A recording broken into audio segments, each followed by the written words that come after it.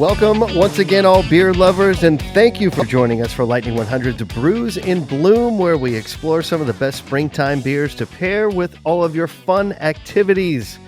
And once again, Jason from Lightning in the Morning, joined by Matt Leff from Rhizome Productions. Good day, sir.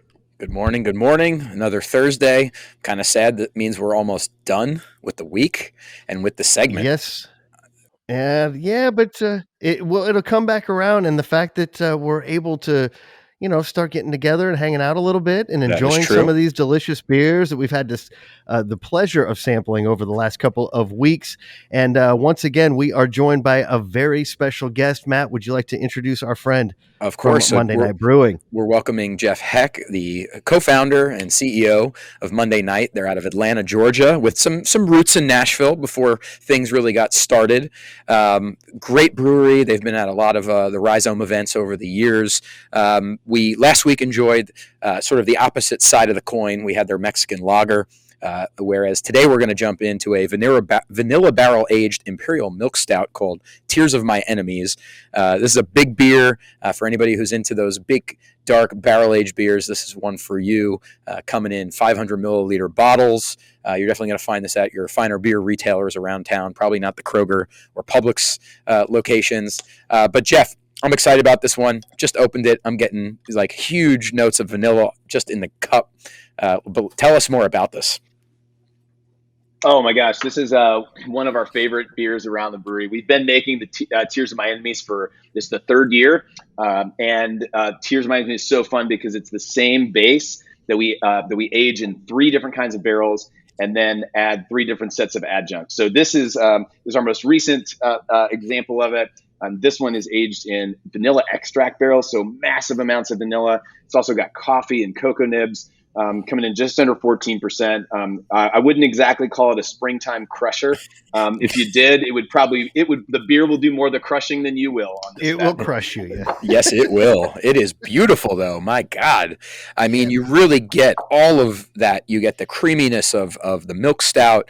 You get that strong vanilla, but it's not too sweet. The booze is hidden. I don't know what you guys did to do that, but wow. I get almost hints of like sarsaparilla in there, like a root beer sort of like essence sort of masked in behind that. So it's got a sweetness without being cloying. You know, I'm a big stout fan, but I don't like stouts really cloying and overly sweet. And this one's just perfect to me. Yeah, so I think I may have shared this. We've featured Monday Night on this segment in the past. About 2 years ago at the Winter Warmer, one of our events that you guys have been part of for many years, we had a maple barrel age Anti-Meridian, which was an imperial brown ale that was still to date probably one of my favorite beers out of all the beers we've ever had at Winter Warmer. And this beer just backs up my sort of appreciation for what you guys do and the nuance that it takes to make beers like this. It takes time. It takes blending, it takes tasting. It's not just throw it in the tank, it's ready. It takes a lot of work. Yeah, this beer is a perfect example. Sometimes years. Yeah, exactly. Sometimes years of a beer kind of just getting ready and you taste along the way and you wait for that baby to cook until it is ready to drink. Now, I know Tears of My Enemies are well done on this one. Right?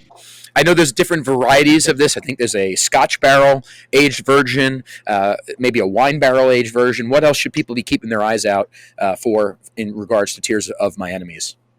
Yes, we've got 3 different versions of Tears of My Enemies. Most places you can find all 3, and I think it's really fun we do a VIP tasting when we release this beer, and when we taste all 3 of them side by side. And that, I think, is the best way to experience Tears of My Enemies. This year, we tried to mirror different desserts. So we have a Rocky Road, a s'mores, and we call this our vanilla affogato is sort of the dessert we're trying to mimic with it. So, but all in ways that aren't overly cloying, overly sweet, over the top, but ways that just try to touch on the inspiration behind all 3 of those different desserts. So it's a ton of fun and if you can get the desserts along with them, that's even better. Even better. Nice. Well, Jeff, we really want to thank you for joining us. And big thanks to everybody at Monday Night for making great beers and supporting the Nashville beer community as well. We look forward to having you guys back out at our events soon. But definitely, if you make your way down to Atlanta, pay them a visit at 2 locations. Or if you find yourself in Birmingham, Alabama, visit their tasting room there as well. So, Jeff, thank you. And who knows, Matt, maybe someday we'll make our way up to Nashville. We'd love to have you. We're waiting as fast as we can.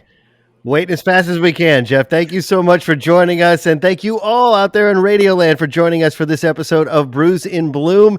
It's airing now through, well, the end of the week at 6:30 a.m. with a replay at 6:30 p.m. You can also watch on demand. Yes, there is video at lightning100.com/brews in bloom. It's brewed by Lipman Brothers, Rhizome Productions, and your friends here at Lightning 100.